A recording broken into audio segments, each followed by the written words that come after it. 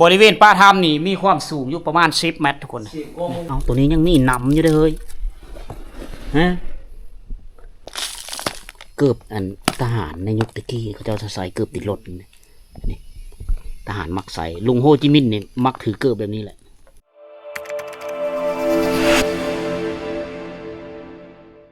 ตอนนี้เวลา12 โมงกับ15 นาทีนะพวกเขา15ทุกคนเข้าไปสำรวจเบื้องถ้ำประวัติศาสตร์เป็นถ้ำห้องหมอนะห้องหมอในยุคประวัติศาสตร์บ่อนเขาปิ้นปูคนเจ็บทหารบาดเจ็บในยุคตะกี้นะในยุคสงครามนะอยู่นี่แหละอยู่ที่บ้านลากทุกคนเพราะก็ได้ยินแต่เขาเจ้าว่ามีถ้ำนะก็เลยเมื่อนี้มีโอกาสดีเพื่อสหายแก้ววิไลพาเขาเบิ่งเพราะว่าเราเคยไปทีนึงแล้วนะขั้นเยอะพ่อบ้านเข้าไปพันเราไปวิแล้วพ่อบ้านนะก็เลยเข้ากันลุย3 ไอ้น้องพวกเขาเป็นถ้ำห้องหมอบ่ห้องหมอน่าจะเป็นห้องหมอฉันเลยอยู่นี่มันมีจักถ้ำมี2 ถ้ำมี2 ถ้ำบนหนึ่งมีบนหนึ่งทหารอยู่แต่มันอยู่ถึงถ้ำทหารบนนี้เป็นแพทย์อยู่เพราะน่าจะเป็นห้องหมอมันมีแต่ฉากเกี่ยวกับยากับอย่างนะโอเคป่ะเดโซนแคมของเจ้านี่แม่นมัดเฮาสีไปสำรวจเบิ่งถ้ำเฮาไปเบิ่งถ้ำมาห้องหมอในยุคสงครามโอ้มานอนเว้นอยู่นี่แต่ละคักนี่ตูบนี่บนนอนเว้นบนพักศาลาพักใจที่โทไอ้พี่เตอเฮ้ย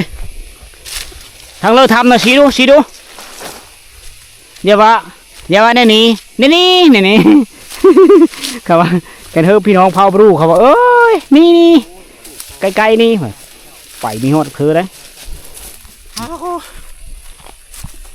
สีขนองสีอ่อนๆมานี่ดูเขาหิวข้าวบ่วะสีนกฮ้องกุ๊กเดี๋ยวก็หอยางป่าเลยเนาะไผ่สวัสดิ์นี่หลังบ่ไวบ่ทางหลังไวบ่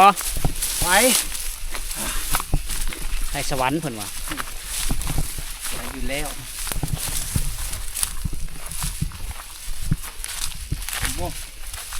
บ้านมันตีกันเนาะถือเกือบอีแตะมาได้ไหม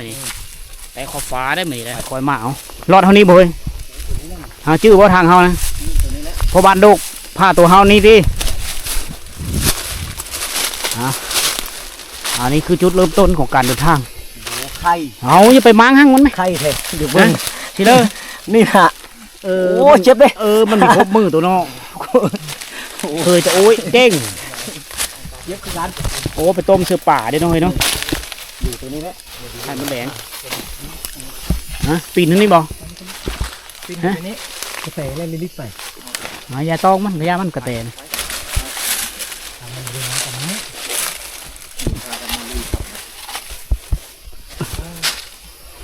ก็เข้าไปทันกินขน้องเลมอนเลย12 โมงไปโอ้หินนี่มันเจิ่นมาเนาะลายฟ้าลายปีนี่มันผุพังมันเจิ่นลงมาหินหนามนอเด้อบาดเจ็บได้นี่หินหนามนอผู้ขึ้นเทิงหนูคอยยางนะขี้ดินเจิ่นลงมาได้ทับโหแล้วโอ้เรียบร้อยเลยแหละแอกเลยแหละเอากระนกนะว่าชิปาอยู่พุ่นกับปลาเนาะนี่คือมันนำอยู่นี่ปลาไว้เท่านี้ก็ได้นี่เฮ้ยห่างจากนี้ไปฮอดทำนี่จักแมทนี่นะนี่เดี๋ยวปลาคำเลยนี่โอ้ยเดี๋ยวยืนนี่ฮอดแล้วฉันปลาคำเลยก็ปึ้งอยู่นะเขาคือว่ามันยังไก่เดี๋ยวว่านี่เคยจะฮอดแล้วคือหมอกร้อยวันนะเคยจะฮอดตลอดไป3-4 ชั่วโมงฮอดเธอ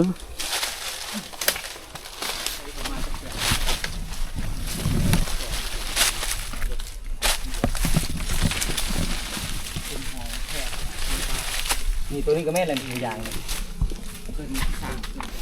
เห็นแล้วสิ้นหนึ่งเลยแพร่อย่างในรุ่นตะกี้ถือว่ามีความทนทานสูงเนาะมีเปื่อยง่ายนะ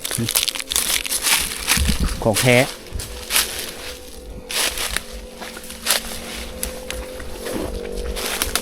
โอ้ยรถเพื่อได้ถอดังให้ได้ฮะแต่สงครามบ่กระชาบรุ่นนี้เนี่ยบ่มีได้เนี่ยกระชาบเป็นกระชาบเนี่ยก็คือได้แบบนี้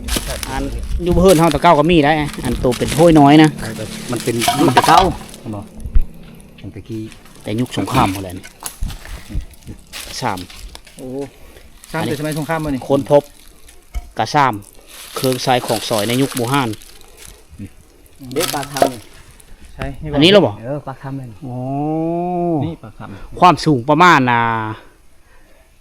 10 เมตร ฮะ ได้ บ่ฮอด 10 เมตรบ่ฮอด ประมาณ7 เมตรไป เนาะ ความสูงของป่าทำได้ ปากค ทุก เขาหมายว่าสิบโมงจะเก็บมันคืนนี่ น่าจะฮอตชิป เพราะได้เสียงเก็บมันคืนนี่บอกคืนตัวบุญย้อนนี่ ฮะไม่ให้มันย่อลงมาถึงลงหลุมพุ่นบ่อยฮะ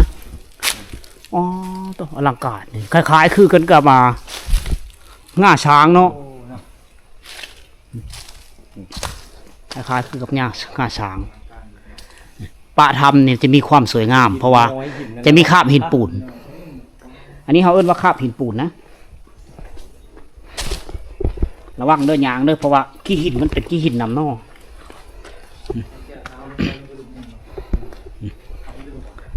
เอาอันนี้คือบริเวณป่าถ้ำทุกคน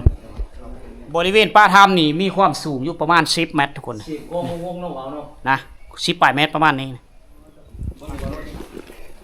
อันนี้นี่คล้ายๆคือกันกับเฮาเอาปูนมาก่อเนาะแต่ว่ามันธรรมชาติได้มีแม่นนั่นขออนุญาตจับบ่ายเบิ่งเด้อเจ้าทินเจ้าทานเด้อคล้ายๆคือ แต่ตัวนี้คราบหินปูนย้อยลงมาจากทึ่งย้อยลงมาแล้วมันติดที่นี่คล้ายๆคือกันกับเฮาก่อธาตุป้าทำแต่เฮามีสามารถย้างเฮาได้อยู่นี่เอาเด้ออ๋อมันเกี่ยวมาในนี้อลังการไปเอาไปเบิ่งทางในนำกันทุกคนว้าวจะเป็นถ้ำที่ใหญ่เวลาเขาเว้ามันจะกองถ้ำแห่งนี้มันจะเป็นคาบเท่าฉะนั้นจะเฮ็ดให้มันมีสีมรกตนะคล้ายๆคือกันก็ไม่เห็นศิลาจะเป็นสีเขียวเฮามาฮอนี้รู้สึกว่าเย็นๆนะเพราะว่าเฮามาตั้งแต่บอกเขาเจ้าลกเป็นต้นน่ะอากาศมันร้อนแล้วก็มันแดดทุกคนเขาจะลงไปเบิ่งที่หลุมถ้ำนี่ก็มันมีเฮาลึกไปเลยพอเพียงแต่บริเวณป่าถ้ำนี่สำนักนี่เด้อันนี้จะเป็นแพร่อย่างในช่วงสมัยตะกี้ไปแล้วแพร่อย่างสายไฟในยุคตะกี้แหละนี่นะแข็งนี่สายไฟบ่ถ้ำนี้บ่บริเวณมันนี่เฮาไปเลิกกว่าหันได้บ่อยู่หลุมบ่ฮะยังลงได้บ่โอ้ยังมีทางลงอยู่ฮะ แต่ว่าเป็นทงยางเท่ที่จะเป็นเท่โอ้เวลามีทหารอย่างเสียชีวิตนะที่เป็นเท่โอ้คนเจ็บคนอย่างนั้นนี่เนาะ อันนี้เป็นแพร่ แค่เช็ดเลือดขับนั่นแหละแค่ยางเท่านั้น แพร่เขาใส่ในยุคตะกี้นั่นแหละ ดิกวดยาบ่ กดยากองยา อันนี้จะเป็นกดยาอันนี้ได้ยาเนี่ยเป็นกองยาแสดงว่าเป็นทำรักษาคนเจ็บ พุ่นกองยาทั้งหมดนะ แม่นมัด ตัวนี้ก็มีหวีเนาะโอ้แล้วก็มีได้หวีได้หวีนี่หวีนี่โมเมนต์มีค่ะก็มีคู่มือนี่เนาะหวีนี่ แต่หึงพอแล้ว คิดว่าคนแต่เก้าเขาบ่ได้หวีผมหวีคือกันเนาะ อันนี้ก็แม่นสิ่งเสียเลยเอาไว้ให้ลูกเขาหลานได้เบิ่ง แต่ว่าตัวนี้นี่จักเป็นอย่างนี้กระดูกอย่างนั้นนั่น อันนี้โมเมนต์กระดูกคนดอกอันนี้กระดูกสัตว์ อ๋อก ระดูกงูกระดูกควายแล้วน่าจะเป็นหมูเป็นหนูเป็นไปแล้วเอาเฮามากินเพราะว่ามันเป็นทำสัตว์จะมาอาศัยอยู่นี่ตัวนี้จะเป็นกองยา100%ยามีหูยาชนิดเลยมันมีตัวหนังสือแล้วล่ะอันนี้คือหลักฐานนะห้องว่าเป็นธรรมที่ว่าเป็นปูคนเก็บในยุคสงคราม มีสัญลักษณ์แล้วนึงแต่โบแจงและโบเห็นและ เห็นบ่เล็กแล้วบ่2 เกตมีเบิ่งเลขไม่ออกนะเป็นตัวหนังสือนะเป็นสัญลักษณ์ของกวดยาสเตปปีนี่บอก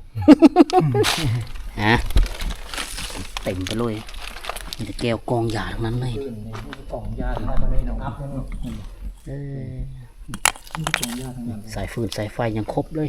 จังเก็ตที่ฉันเก็ต แค่อย่างเลยโอ้เขาจะเอาอันนี้จะเป็นสางยาที่อันนั้นมันเกิดเคมีเพราะมันเป็นอันคาบเป็นปูนฐานนี่ก็แม่นนั่นสงสัยเขาเจ้ามาหาอยู่หากินแล้วกรรมการนั้นบิงการเพลินปลาอยู่ในฐานนี่เป็นคนยุคใหม่เอามาไว้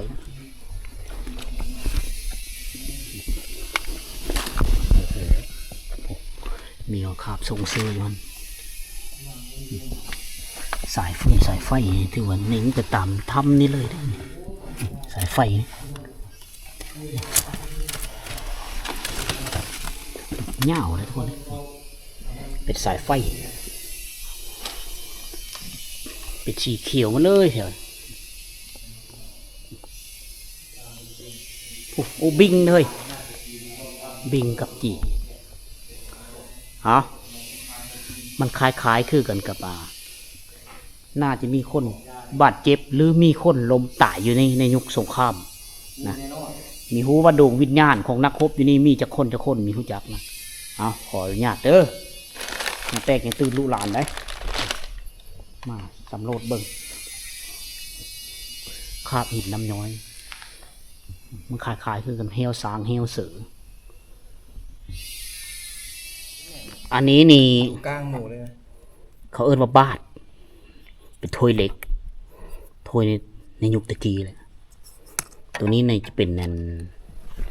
น่าจะเป็นแก๊สลูกปืนฮะ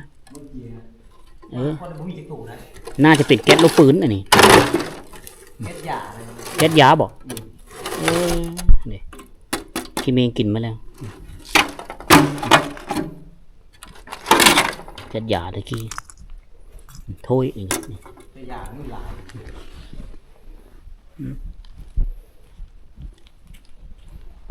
นี่คือถ้ำในยุคตะกี้มันมีบอลลบซ้อนตรงมาหลีอยู่แถวนี้แหละ เข้าอยู่ที่นั้น อยู่นี่ลงไม่ได้เนาะ ที่ลงไปมัน เขาจะเอามาดังไฟนี่หางตะกี้นี้เอามาอุดเอาบิงเอาเจนี่เนี่ยดังไฟ ขอยางเด้อเพราะว่ามันเป็นหินน้ำเนาะยานบาดเจ็บโอ้โหแต่กองยาทั้งนั้นเลยจานพันเอาตัวนี้ยังมีหนำอยู่เลยฮะยังมีหนำอยู่เลยนะมีท่านได้ใส่งานทำตัวนี้นะของแท้เลยได้อนี่ ตัวนี้ยังมีน้ำอยู่ มีท่านได้ใส่งานทำยานี่นะแต่ว่าตัวหนังสือบอนสติกเกอร์มันนี่หมุนมาแล้วเพราะว่ามันหลายปีเลยก่อนปี1975นะ แม่น ยังหรือมาฮอดปัจจุบันเลยเอาไว้อยู่บอนเก่า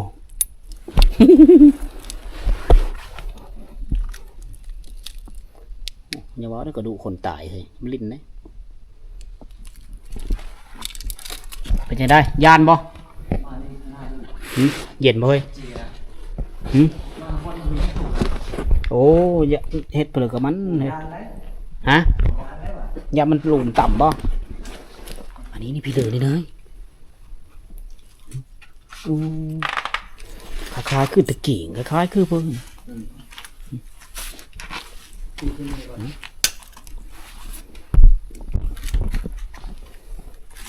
เกือบเอาไหมเอามาชบไหม ตุ้ยป้าไอ้เพื่อน เกือบทหารเนาะอ๋ออันนี้นี่คือเกตป่าเนาะ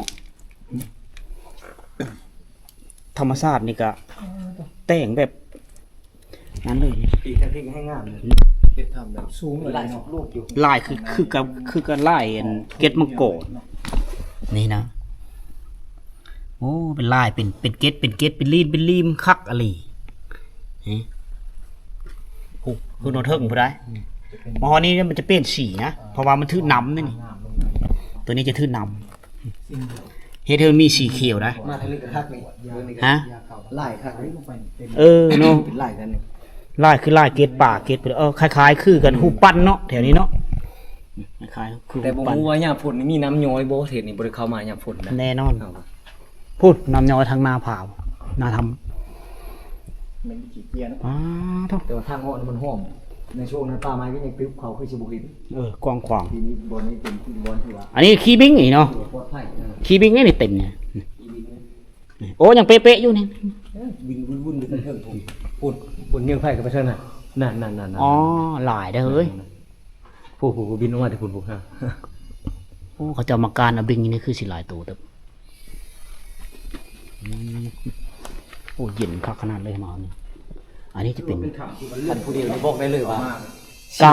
ก าบ่นอนนี่ โอ้ยแล้วชาติแล้ว เด้หนังนี่นอนนี่นี่อันนี้คือกันกับตั้งนางพระราชสว่างในยุคตะกี้ ท่านอยู่ผู้เดียวกุ้มบ่อยู่เลยกุ้มความคิดบ่อยู่เลยจักสิอยู่ได้ใช้ความคิด น่าจะมีมันต้องมีดวงวิญญาณคนเสียชีวิตในยุคสงครามตะกี้อยู่นี่นะ พอเรื่องความคิดเฮาคิดบ่อยู่กับเนื้อกับตัวแล้วจักมาอยู่ได้ใช้แล้วจักสิคิดไปคนใช้เลย ฮะ ลงไปกว่านี่ ลงมาได้นี่ คือสิบอกเอาไปแล้วถ้าพูดเดี๋ยว เอาขึ้นเอาบิงอันนั้นนะ นี่เชียบคืนเขาแต่อย่างมันหลายจัง อันนั้นเอาไปทางนี้แห่งหลายบิงนั่นนะบิงจะเซลนี่ติดต่อ เขาว่าที่เขาเป็นวัวคนนี้แม่ที่ตามห้องเขามา พูดเชียบแต่อย่างเชียบนะเขาเชียบยาเชียบอย่างเขาหลายอยู่ทางนี้ครับ อยู่นี่มีหลายกว่าหมู่ กับยา ระวังเด้อยันตัวนี้ตกเสียเพราะว่าไม่มีการผุพังเลยมันได้แน่นนะอันนี้ตกบึ้มสิโอ้แห้งหักมันผุพังได้อันนี้คือขาบหินปูนนักแม่นมดแค่อย่างฮะ เก็บองยาทะลุให้หลาย แม่นมดเลย รถจีแล้วมันจิตามของเฮาแล้วจิตตามเฮาบ่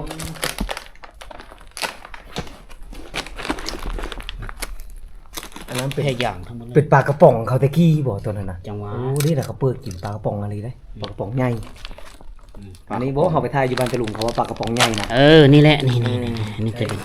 นี่เลยเด้อแม่เลยตัวนี้เลยนี่ ปลากระป๋องเขาในยุคตะกี้แหละนี่ ปลากระป๋องใหญ่ กระป๋องปลาเขาแกะกิน ตัวนี้จะเป็นนั่นทานไฟฉาย เบิ่งแค่อย่างตอนที่นั่นของห้องเวลาคน ตัวนี้เป็นทองเหลืองนั่น เนาะ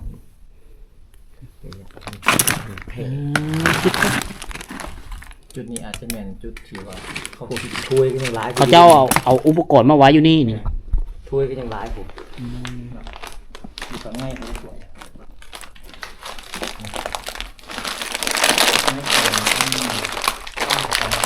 วางเอา ระวังเหยียบเศษแก้วเลย ชีดแกชีดยาแล้วพวกนี้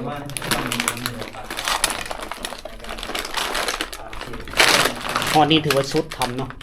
เขาเพิ่งผู้ยังเขาเพิ่งแต่ห้องบ่สามารถขึ้น เข้า ได้ ไปไม่ได้แล้วบิงจีเอาเตี้ยว มีแง่ทะลุเลยโอ้โห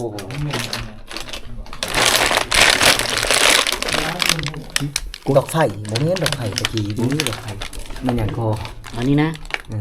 แน่นอนแล้วเป็นดอกไฟแล้วนี่เด็ก ดอกไผ่บ่ ดอกไฟหูดอกไฟนี่หูดอกไฟแน่นอน คิดว่าก็มีคู่มือนี่ดอกไผ่ตัวนั้นไม่ยั้งตัวนั้นปุ๊บลุงยั้งใหญ่ๆตัวนั้นเบิ่งดูตัวนั้นมันยั้งตัว อันนี้คือถังน้ำมันนะนี่ ยันมันพืช ถุย ถ้วย เป็นถั่วเป็นซ้ เนาะเป็นของบูฮานของสงครามทั้งนั้น ตะกี้มีหลายกว่านี้แต่ว่าเล็กตัวมันเป็นตะข่ายชาวบ้านเขาไปเอา เขา ไป ไป ขา ขาย ย เนาะ เล็กตัวมันเอาไว้เอาไว้ตัวว่าฟ้าก้อนลาย เทศพุ่นยานะฮะ ำหนูกินยาวกินยาวเลย ยางห่อยา ย่างห่อแล้วครับต้องตู้เนาะเขาจะว่าตู้ตู้ยังไงเนาะหลายทุกมีเนี่ยยาวก็หลาย ก็มีเห็นค่ำจะก้อนแน่นอนอยู่นี่เนาะโอ้ยได้ค่ำนี่กองยายาสเต็ปบิจักยาสเต็ปแต่เก่ามันเป็นยาปูยาปูโมเมนต์สเต็ปปูรูเด้อ โอ้เพื่อเต้งเอาเนาะบอนดกัน อ่อนทั้งหมดตัวนี้จะเป็นดอกไฟเก่าเนาะทานดอกไฟเนาะทานดอกไฟเก่า นี่เฮ้ยบิงเลย ยัง มันมาฮอดบอลคุ้งตาเจแล้วไอ้นั่น ยาแล้วก็ เป็นหัวเป็นบ่วงเขาถิ่มไว้อยู่แจ้ได้ อันนี้ให้มันบิงจีมาสัมผัสมันจะมีความสุมซืนอยู่นี่นะเป๊ะสุมตลอดเลยนะคาบปิดปูนคาบมันเอามาจนดำนะนี่มันคล้ายๆคือกับเป็นน้ำเลยนะเป็นน้ำเลยนี่ไปไหนมันจะเป็นคาบน้ำนะเป๊ะเลย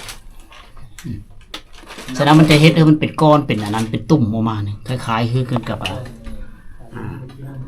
พืชอยู่ในน้ำอันนี้ตัวนี้เป็นน้ำหน่อย โยนเลือดคนตะกี้ เลยคนตะกี้มันก็จืดจางไปแล้วหลายร้อยปีหลายปีนะหลาย10 ปีนะน้ำผาย้อยแล้วมาทีนี้เลยมันคาบมีปูนอันนี้มันจะมีการผุพังนะนี่ทางหลังจะเป็นบิงคล้ายๆคือเหี่ยวซัดเหี่ยวไปเลยฮอดตัวนี้สุดอยู่นี่บอนนี้เนาะโอ้มาคอยยางเด้ออันนี้ลงเด้อหยิบเศษแก้วเลยเพราะว่าแก้วกองหยาแท่อย่างนี้หลายฟ้าหลายปีแล้วล่ะ หน้าเพื่อนหน้าไปอย่างนี้ หมูเปื่อยเด้พลาสติกเด้สาบานมาตีเอาเห็นเจ้ากายขันไดขึ้นปุ๊บกายไม้ขึ้นเทิงคุยได้แต่ว่าเฮานี่มีกล้าขึ้นเนาะมันสูงโก้อากาศมีโลงทุกคนเฮามาเลย ร้อนขนาด อบเอาเฮ้อหน่อยแต่ว่าสิ่งที่เฮามาสิ่งที่เฮาสัมผัสได้คือขิวกลิ่นหญ้านะยังมีอยู่มันยังมีเหยออกจากทำยังขิวอยู่วิ่นหูหน่อยหนึงนะแม่นบ่แม่นเลยเด้อเกือบเป็นรถของลุงโฮได้นี่นะนี่เกือบอันทหารในยุคตะกี้เขาเจ้าใส่เกือบติดรถนี่ทหารมักใส่ลุงโฮจิมินห์นี่มักถือเกือบแบบนี้แหละล้มนี่ก็เพิ่มมึงนอนอยู่นี่เลยแล้วนะ เพิ่งยาง เกือบติดรถถึงนั้นเลยคูนึงเลยอยู่นี่นะเกือบนะ ตัวนี้นะมียังอย่างนี้แค่ไหนใช่ผมเรียกมันทำมันพูตะกี้เลยตัวยังมีให้เห็นลายอยู่นี่เนาะ โบอึดเฮามีหูจักรายละเอียดมันมีแตะกองยาทั้งนั้นคล้ายๆกันเลยนะ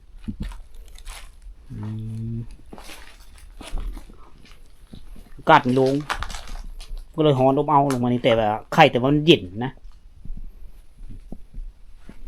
มันก็เสียดยาจะเป็นขาวหินปูนเนาะคือปูนแม่นหมดเลยทีแต่เฮามีเห็นนั้นสิ่งสิ้นเหลือที่ว่าเป็นนั้นประเภทอาวุธโมเห็นเพราะว่าเป็นถ้ำที่ว่า มันมีทำนึงอีกต่างหากเลย โอ้ทำทหารนะเนาะอันนี้นะผุพังไปน้ำได้ก็อย่างเกือบลุงโฮนี่เรามักถือเกิบนี่แหละฉะนั้นลูกน้องเราทหารเราแต่ละคนจะมักถือเกิบในยุคประวัติในยุคสงครามตะกี้ใส่เกิบนี่แหละ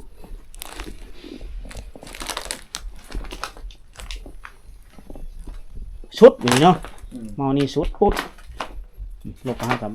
ไม่ได้เห็นไปแล้วทุกคนมีแต่กองแก้วทั้งหมดแก้วหยาทั้งหมดเลย เยอะอย่าง ตัวลงมาเมื่อก่อนฮ้อนบ่พี่ ร้อน ฮ้อนเนาะแต่มันมืดมันบ่ มืดเขามีโค้งมาดี ด็อกเตอร์โดกก็พาลงมาเนาะไปเห็นร้ายเกิดนะระวังเนื้องูเด้อ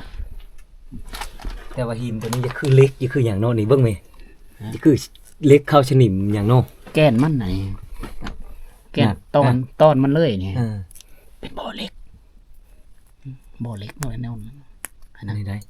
เบิ้งนี่คือเล็กเข้าฉนิมเขาอย่างนั้น เป็นหินเล็กเลย นะ ขี้เมงกลิ่นอะไรนะนี่เป็นคราบเล็กได้ทุกคนเลยเป็นคราบเล็กนอนนี่แบบเดียวกับขี้เมงกลิ่นผาเอานะนี่นะ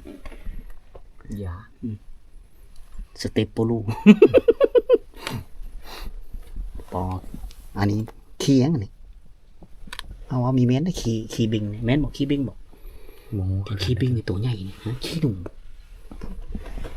มีหูของมันเอากระลับมาซื้อเรียบร้อยกองยาเกลียวในสมัยตะกี้หนา หนา เนาะ ค่ากันเลย ฮะโอเคฮอดนี้ถือว่าหมดอันนี้เป็นเบื้องหลุมเนาะเบื้องหลุมเลยฉะนั้นบรรดาหนูบรรดานะจะเฮ้ามานี่นะยังเฮ้าไปเนิ่บ่เด้อ เป็นเนื้อก็ เอา ได้ มื้อนี้มีโอกาสดีเท่านึงนะที่เบาแก้ววิไลเคยโอ้ยพาคอยกับเบานดนี่มาสำรวจเบิ่งถ้ำอันนี้เขาเอิ้นว่ามีฮู้ซื้อมีฮู้ซื้อว่าถ้ำเพนเลอนะแล้วเฮาไปเน้อนี่ฮู้จักว่าสิ่งที่เฮาเห็นนี่มีกองหญ้าแล้วก็มีแพร่ยางแพร่หนาๆนะแพร่ยางหนาๆในยุคตะกี้แล้วก็เห็นเกิบทหารเป็นเกิบติดรถแล้วก็เกิบทหารปะไว้อยู่นี่ตั้งแต่สมัยสงครามหมดแหละน่าจะเป็นถ้ำปิ่นปูคนเจ็บเป็นถ้ำหุงหมอนะแต่เฮาก็มีชื่อเฮาก็มีฮู้มีได้ข้อมูลละเอียดว่าปี1900เท่าเลยที่เขาเจ้ามาพักอาศัยอยู่ด้วยนี่ในยุคสงครามนะเอาห้องห้อยมาไว้เฮอเบิ่งกันแล้วกันนะทุกคนนะอ้าวอันนี้คือทำนี่ก็ความสูงของป้าทำประมาณ10ปลายเมตรนะก็เป็นมีก้อนหินก้อนหนึงตั้งอยู่ในนี้อันนี้คือก้อนหินที่ป้าทำแล้วก็มีป่าไม้ปกปิดหนาทำไว้เรียบร้อยนะถ้าว่ามีแม่นคนพื้นที่เนี่ยเฮาจะมีฮู้จักว่าอยู่ทางเหนือนี่มีทำนะเฮาค่อยมาแต่ไกลจะมีเห็นได้นะอันนี้คือทำเด้อทุกคนเด้อทำมีอีกแห่งหนึ่งในยุคประวัติศาสตร์แหละมื้อนี้เฮาก็ได้มาพบเห็นที่ได้เห็นสิ่งหรือหลายสิ่งหลายอย่างโดยเฉพาะคือกบติดรถคือลุงโฮถือตะกี้นะเอาซ้ำนี้ก่อนทุกคนเลยอากาศร้อนหลายพวกเฮาก็สิพักผ่อนไปหากินข้าวกินน้ำก็บัดนี้ขอมุกขอบเจอทุกคนที่ได้เข้ามาติดตามรับชมก่อนจากกันไปก็อย่าลืมเข้าไปกดไลค์กดแชร์กดติดตามสองทีมงานสดบดนะจะออกรายการทุกมื้อทุกคนเลยพบกันใหม่ในคลิปต่อไป